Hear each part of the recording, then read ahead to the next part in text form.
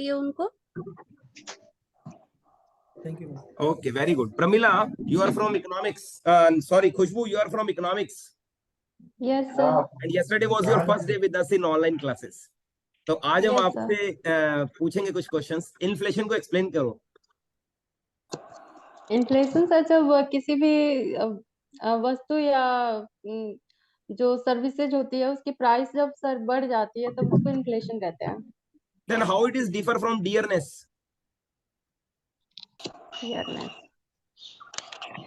Sir dearness sir उसमें आपने उसको जो अभी नहीं definition रिकॉल ये कर। तो डेफिनेशन डियरनेस की भी है। Then how it is differ from dearness? Can anybody tell? या नहीं इकोनॉमिक्स के आप बता सर सकते हो? इन्फ्लेशन पीपल हैव मनी मतलब लिक्विडिटी हमारी इकोनॉमी में ज्यादा हो जाती है सर मनी तब इन्फ्लेशन आता है। इसको मेजर किससे करते हैं? सीपीआई दो होते हैं ना?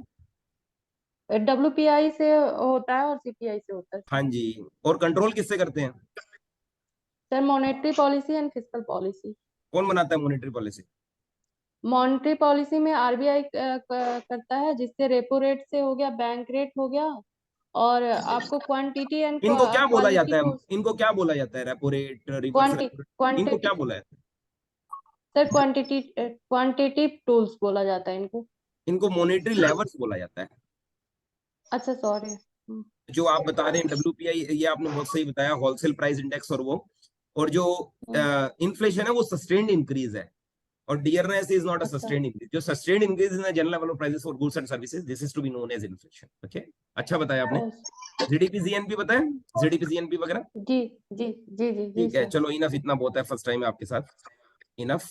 Next, I want my new student, आप है ना कोई सिचुएशन दो, और यहाँ पर आप सिचुएशन सोनी मैडम को दे सकते हो, कोई क्लास सिचुएशन दो यदि ऐसा हो तो। हाँ जी, बोलिए। Hello, ma'am. Loudly. Hello, ma'am. Soni get ready, पास में आइए, बोलिए जल्दी से। Hello, ma'am. क्वेश्चन पूछो। मैम अगर क्लास में कुछ बच्चे खेल रहे हो तो क्या करेंगे आप?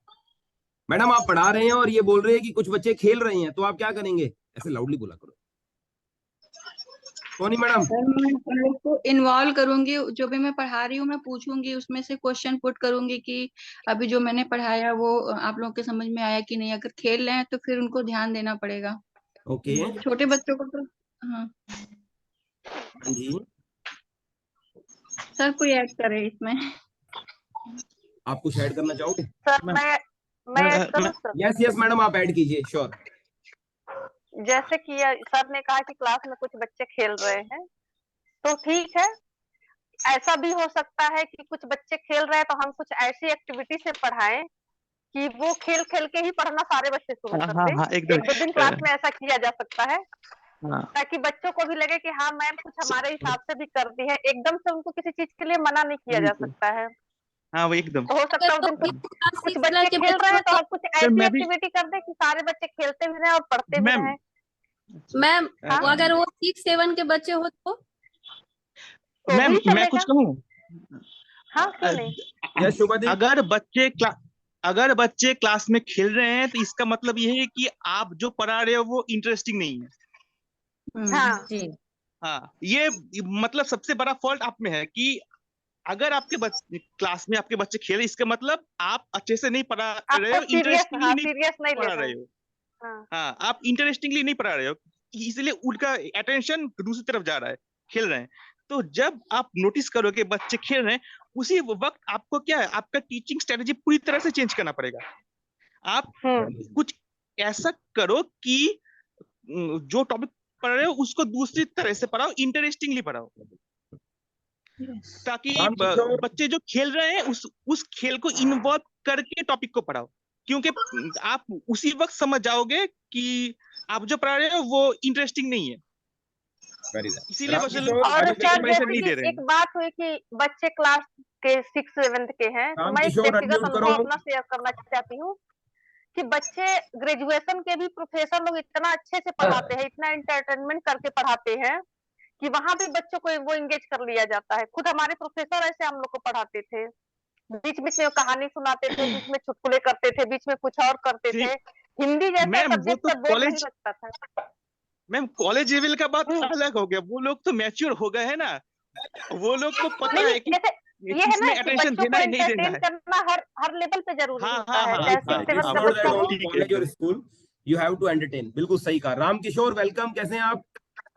यस सर, बढ़िया। Good afternoon sir. हाँ जी राम किशोर जी, आपका फर्स्ट डे इसलिए बता देता हूँ, आपने भी कल ही ज्वाइन किया था, ऑनलाइन हो आप यहाँ पर है ना पार्टिसिपेट किया करो, क्वेश्चंस पुट अप किया करो, तभी आप ज्यादा सीख पाओगे।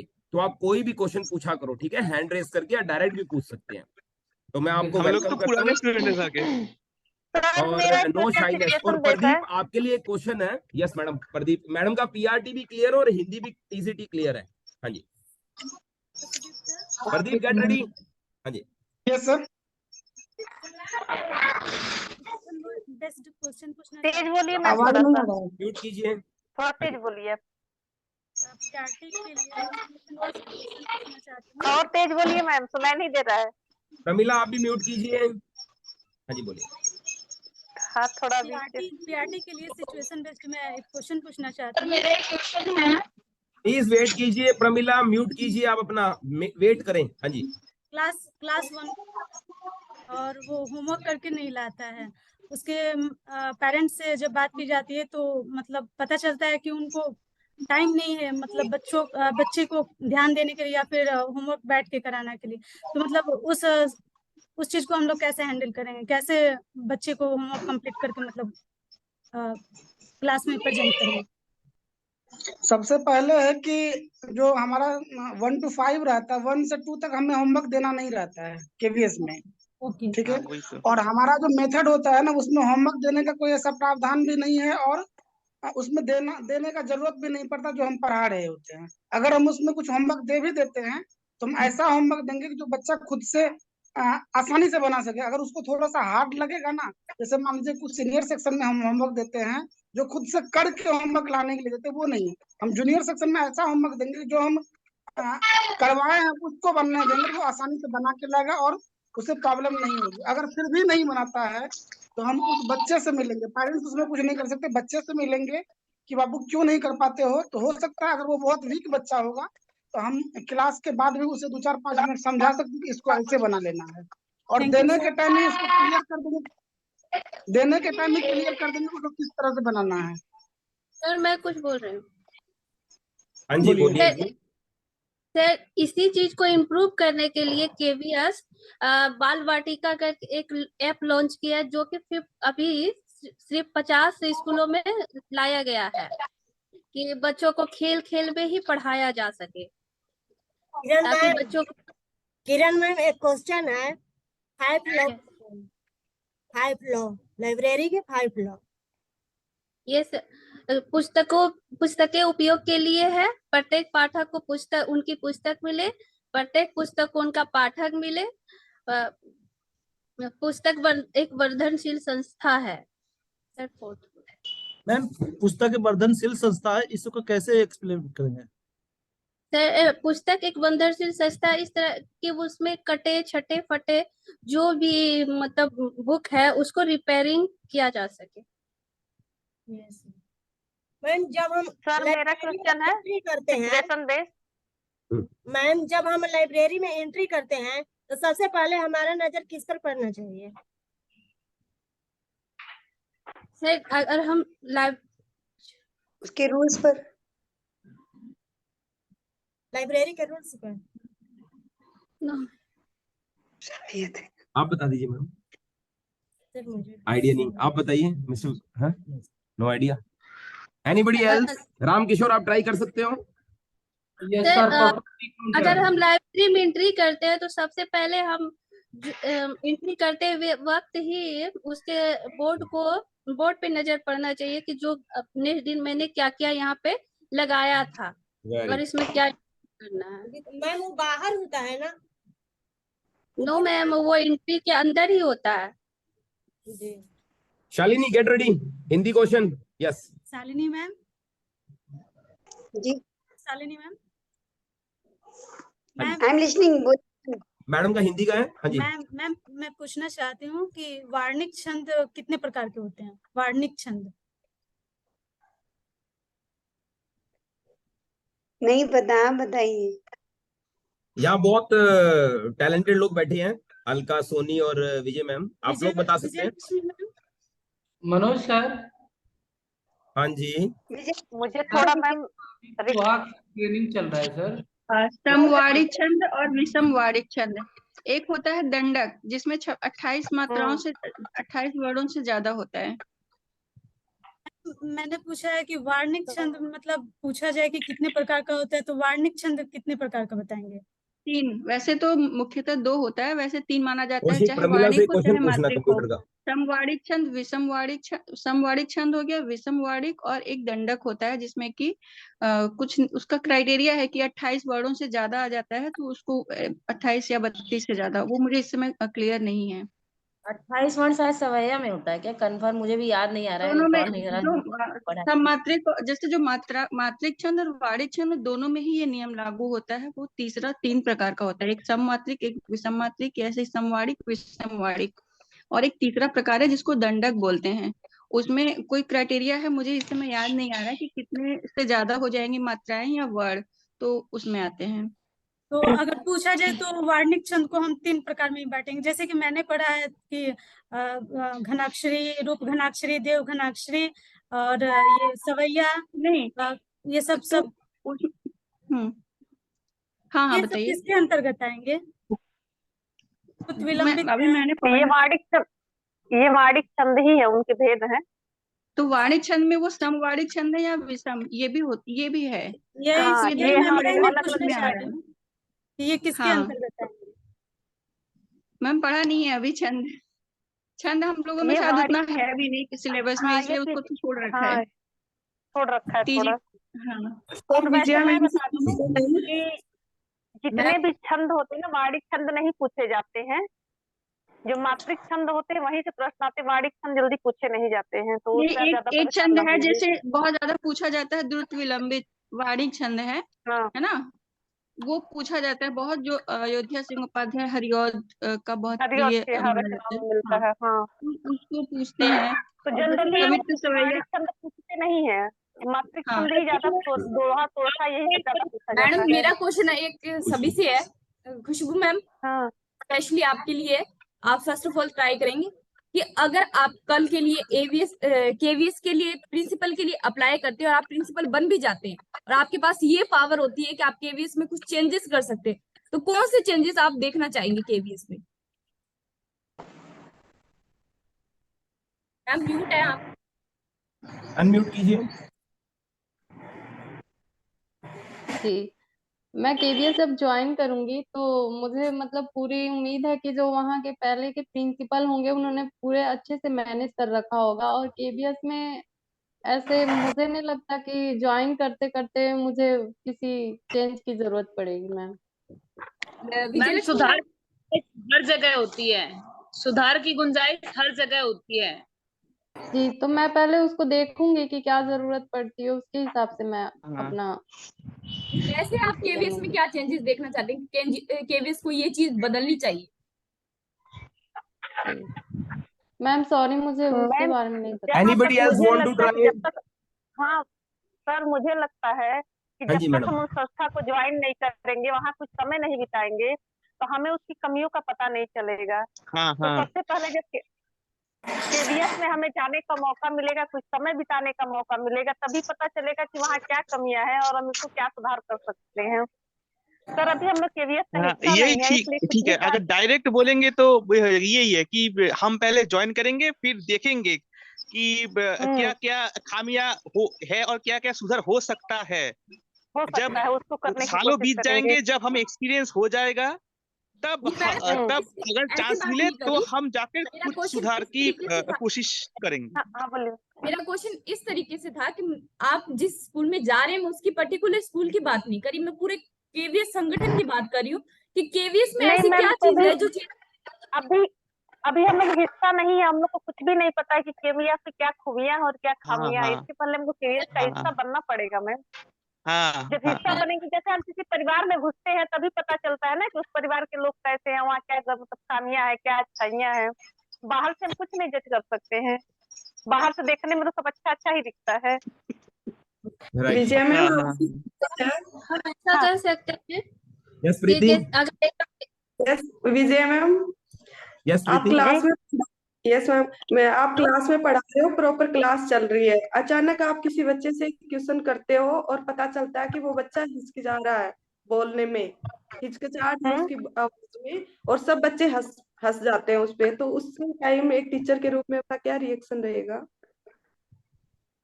मैम मेरा एक टीचर के रूप में रिएक्शन रहेगा कि बच्चे हंस रहे हैं तो मैं उन बच्चों को शांत करूंगी और जो बच्चा हिचकिचा रहा है उसके मनोबल को और बढ़ाऊंगी कि ठीक है तुम डरो नहीं, तुम बहुत अच्छा बता सकते हो, तुम कोशिश तो करो, तुम बताओगे, तुम बहुत अच्छा बताओगे। और मैं ऐसे से उसके मनोबल को बढ़ाकर उसकी हिचकिचाहट को दूर कर दूंगी कि तुमको डरने की जरूरत है, तुमको जो आता है जैसे आता है बताओ, तुम बहुत अच्छा बताओगे।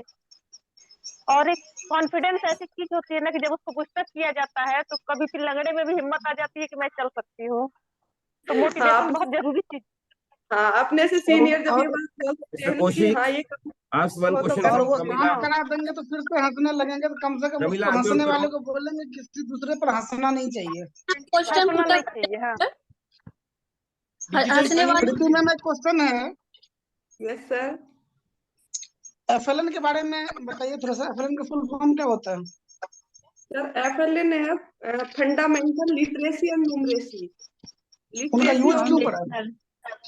फंडामेंटल नहीं है उनका यूज, हाँ वही है। It's foundational foundational literacy, foundational है ना, फंडामेंटल नहीं है, फाउंडेशनल फाउंडेशनल है, फाउंडेशनल लिटरेसी एंड न्यूमरेसी।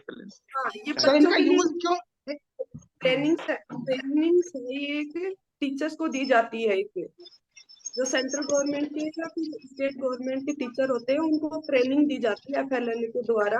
उसमें सिखाया जाता है कि एक क्लास में हमें कितनी लिटरेसी और न्यूमरेसी अचीव करनी है, और वो बताया जाता है कि और उसको कैसे अचीव करना है, उसकी ट्रेनिंग है। वो एक नहीं प्रोग्राम मैम, है। ये शायद थोड़ा अलग है। एफएलएन का लक्ष्य है कि क्लास 3 तक हर एक बच्चों को बेसिक पढ़ना लिखना और गणित का ज्ञान होना चाहिए। ये है फाउंडेशनल लिटरेसी और न्यूमरेसी का। क्लास 9 साल की उम्र तक और क्लास 3 तक सारे बच्चों को बेसिक मैथ्स अंदर ही आती रीडिंग और राइटिंग आना चाहिए। सर उसमें ये है, लेकिन पहले टीचर पे तो जाके क्लास में करेंगे। सर इसमें मेन है 3 to 9 इयर्स के बच्चों के लिए यूज किया जाता है। हाँ वही तो 9 साल की उम्र तक, मतलब क्लास 3 तक के बच्चों तक के लिए ये प्रावधान किया गया है कि उन लोगों को जब तक बच्चे क्लास 3 तक आएंगे उनको बेसिक मैथ्स रीडिंग राइटिंग आना चाहिए।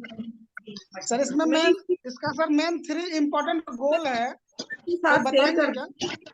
आप उसको रीड कर लीजिएगा। बोले इसमें 3 मेन गोल है इनका, तो सब कुछ बताएंगे क्या?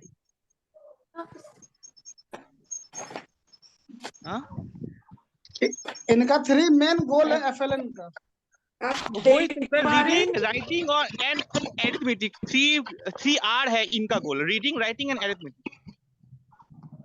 नहीं इनका तो 3 नहीं है। इनका फर्स्ट होता है कि good health and well being, अगर आप स्वस्थ रहेंगे तो आप अच्छे से पढ़ लिख सकते हैं।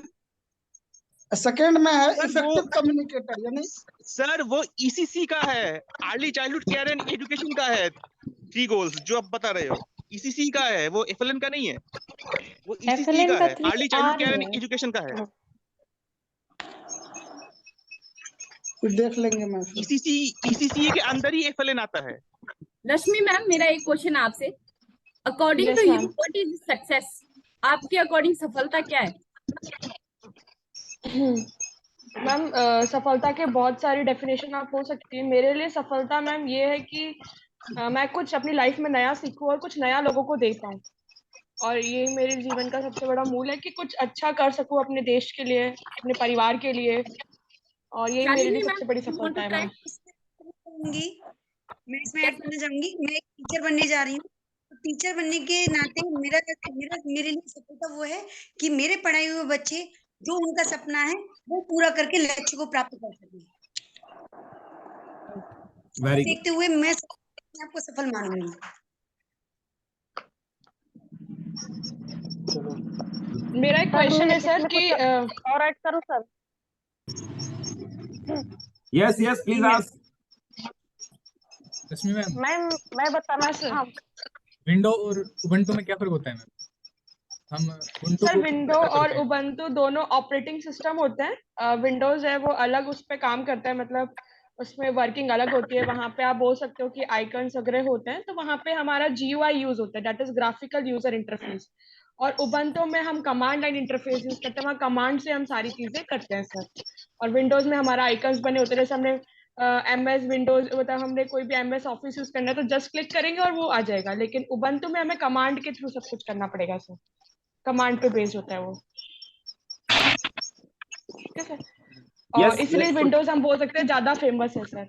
मेरा एक क्वेश्चन है सर हम सबके लिए कि प्रेजेंट टाइम में टेक्नोलॉजी का हम एजुकेशन में कैसे हेल्प कर सकते हैं? कौशिक, प्रमिला, टेक्नोलॉजी कैसे? हाँ सर। खुशबू। हाँ कौशिक सर, आप प्रमिला मैम आप बताइए टेक्नोलॉजी का कैसे हम यूज कर सकते हैं हम, या आपने कोविड टाइम में भी देखा होगा कैसे हाँ जी। टेक्नोलॉजी ने हेल्प करी एजुकेशन में। IT की सहायता से हम कहीं पर भी दूर जहाँ पर पढ़ने की या कुछ टीचर पहुंचने की सुविधा नहीं हो सकती, वहां तक हम एजुकेशन को पहुंचा सकते हैं। इसके साथ हम इंटरेक्टिव लर्निंग भी इसकी सहायता से कर सकते हैं, जहाँ पर वो अपने एक्टिविटी के साथ खेलने कूदने के साथ चीजें सीखता रहता है। इसके अलावा हमारे कोई बहुत अच्छे टीचर हैं और बहुत उनका अच्छा मटेरियल है, वो भी हम बहुत आसानी से इसकी सहायता से प्राप्त कर सकते हैं। इसके अलावा जो नई तकनीकी आई है जैसे AI, और इसकी सहायता से भी बहुत नए तरीके के टीचिंग की जा सकती है,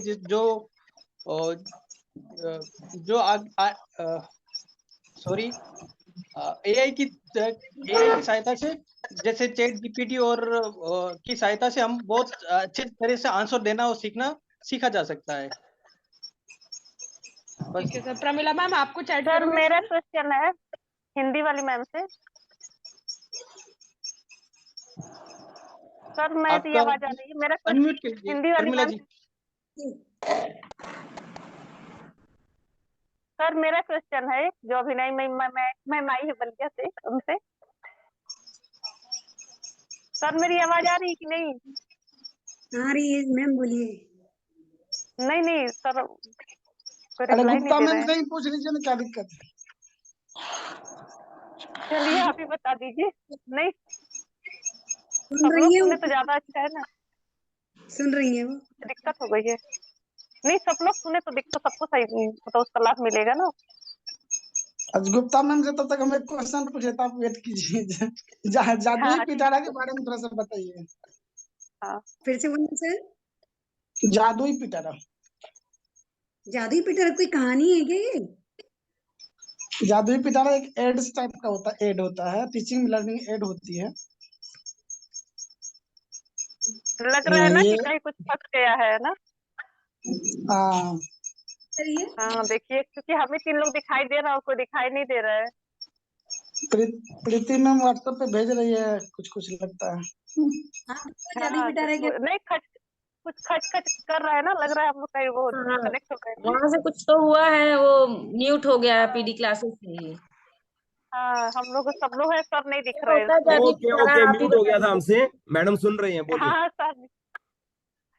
हाँ मैम ये बताइए कि एक भाषा टीचर के तौर पर आप अपने छात्रों में क्या विकसित करना चाहेंगी? मैम भाषा शिक्षक होने के नाते सबसे पहले मैं बच्चों की जो संप्रेषण शैली है उसको मतलब विकसित करना चाहूंगी। इसके लिए मैं उन्हें बोलने का मौका दूंगी और अपने साथ पहले उनके बारे में पूछूंगी ताकि वो मुझसे घुल मिल जाएं और फिर अपने बारे में बताएं। और फिर उसके बाद जो मैं उन्हें सिखाना चाहती हूँ, हिंदी भाषा उनको सिखाना चाहती हूँ, तो उससे संबंधित शब्द या फिर वाक्य जो भी होगा वो मैं बताऊंगी उनको, और इस तरीके से हिंदी भाषा उनको नहीं क्या विकसित, ये तो आपका क्लास का एक दिन का हो गया ना, आप उनके में क्या गुण विकसित करना चाहेंगी जो उनके मतलब लॉन्ग टाइम उनके लाइफ में चले? हाँ तो अच्छे तरीके से बोल पाए, उनके मतलब संप्रेषण शैली सही हो, लिख पाए बढ़िया से, और उनकी लिसनिंग स्किल भी सही होनी चाहिए, मतलब अच्छे से सुन भी पाए जो बोला जाए, और यही है। अच्छा प्रयास है। I want my physical education teacher also to speak with all of you. Narendra थोड़ा चाहिए भाई, अभी तक बोले नहीं है ये। नरेंद्र मैं चाहूंगा एक फिजिकल एजुकेशन टीचर में क्या क्वालिटीज होनी चाहिए, आप ये बताइए। आज आपका फर्स्ट डे हमारे साथ, बोलिए। शाबाश। सबसे पहले तो ईमानदार होना चाहिए। प्रदीप म्यूट करो यार, वॉइस आ रही है तुम्हारे वहां से। चलिए बोलिए। सबसे पहले होना चाहिए ईमानदार होना चाहिए, आत्मविश्वास होना चाहिए उसमें। हाँ जी। और बिना भेदभाव के वो देना चाहिए फैसला कुछ भी। अच्छा निर्णय हो। और वो शारीरिक रूप से मजबूत नहीं होना चाहिए, स्वस्थ भी तो होना चाहिए। और अमृता को हम बेस्ट विशेष देंगे। अमृता का 7th day Brahmastra day today. Amrita ji कैसा लगा आपको हमारे साथ? क्या लगा? प्लीज बेस्ट ऑफ सबसे। और सचिन से स्पेशली पूछेंगे। सचिन यहाँ बताओ कैसा लगा पीडी क्लासेस पर आपको, बताइए। It's an amazing experience. Okay, कुछ एक्सपीरियंस कैसा रहा, कुछ हाईलाइट? फास्ट शानदार रहा सर यहाँ पे। ओके, अपने कुछ मिस्टेक्स को इम्प्रूव करने का मौका मिला सर। ओके, कुछ मिस्टेक्स को या थोड़ी ज्यादा मिस्टेक्स? ज्यादा mistakes specially volume sir. Monika बता रही है वीकनेस इनकी। पहले तो ये बोलते ही नहीं थे, सब तो बोलने लगे सर। शुरू में कहा बोलते थे, आए थे तो शुरू में आई थिंक सबके साथ यही होता है, थोड़ी हेजिटेशन सबको रहती ही है, धीरे धीरे ही वो खत्म होती है। इससे भी धीरे बोलते थे सर। सबके साथ रह के धीरे धीरे इम्प्रूव हो जाता है। लेकिन अब तो अच्छा खासा बोलने लगे हैं, काफी बदल गए। नहीं, डेमो तो बहुत शानदार है इनका, जो डेमो स्ट्रांग है और इंटरव्यू पैटर्न स्ट्रांग है। No worry. चलिए continue your questioning, we have still time. Yes, question fast. Madam जो मैंने क्वेश्चन पूछा था आपसे कि हाँ इसमें आप क्या चेंजेस चाहते हैं, तो उसका आप ये भी बोल सकते हैं। आई थिंक जैसे मैडम ने कल बताया था कि हाँ जो नॉर्मल बच्चे हैं वो केवीएस में अप्लाई नहीं कर सकते, तो आप इसमें ये भी बोल सकते हो कि मुझे लगता है सर कि केवीएस में जो नॉर्मल बच्चे हैं उनको भी अपॉर्चुनिटी मिलनी चाहिए केवीएस में स्टडी करने की। हाँ जी, ये चेंजेस मैं देखना चाहूंगी, ये आप बोल सकते हैं। आई थिंक वो कहेंगे इसी साल हमने हटाया है। ये पॉइंट जोड़ा जा सकता है। एक चीज और भी जोड़ सकते हैं, जैसे आजकल बच्चों में क्या है कि किताब से ही बच्चों को ज्यादा जोड़े रहते हैं, बाहरी दुनिया और बाहरी चीजों के बारे में नहीं बताते हैं, जो उस एज के बच्चों में वो ज्ञान होना चाहिए। तो उस चीज को भी हम इम्प्रूव करें कि बच्चे बाहर की दुनिया में भी सर्वाइव कर पाए। जैसे उन्हें पोस्ट ऑफिस में कोई काम है, उसके बारे में भी हम क्लास में, जैसे क्लास को ही पोस्ट ऑफिस की तरह बना के और बच्चों को सिखाएं बैंक की तरह, वो सब चीजें बच्चे नहीं सीख पाते हैं। तो ये भी एक चीज है कि ऐसा एक चीज मैं इंक्लूड करना चाहती हूँ।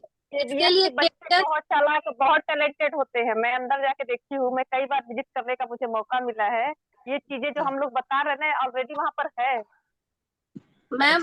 इसके लिए भी एक योजना है, इसको हम नहीं इंक्लूड कर सकते वहाँ पर। जी क्योंकि मुझे मौका मिला 4-5 बार, मैं अंदर गई, क्लासेज वगैरह मैंने देखा है मुझे बताने के लिए, लेकिन तब ये मेरी दिमाग की उपज थी कि बच्चों को ये सब भी चीजें जाननी चाहिए। इसीलिए मैंने बता दिया ना कि ये चीज हम नहीं बता सकते, ये चीजें वहाँ पर है। इसमें हम इसमें एजुकेशन तक भी जोड़ सकते हैं कि कोई चीज हम एजुकेशन, अगर बच्चों को वो चीज दिखाएंगे, घुमाएंगे, तो वो चीज उनको ज्यादा समझ में आएगी।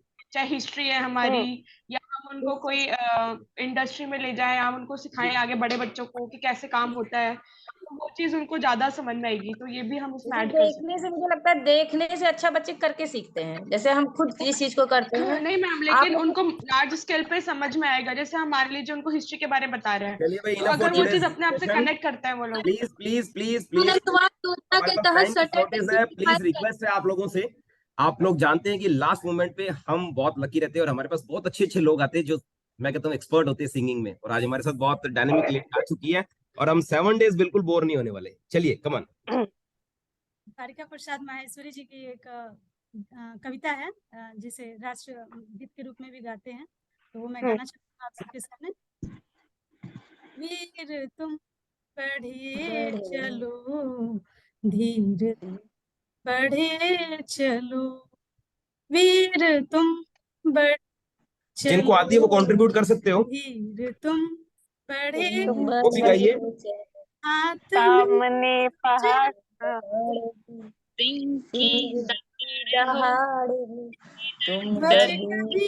झुके दल कभी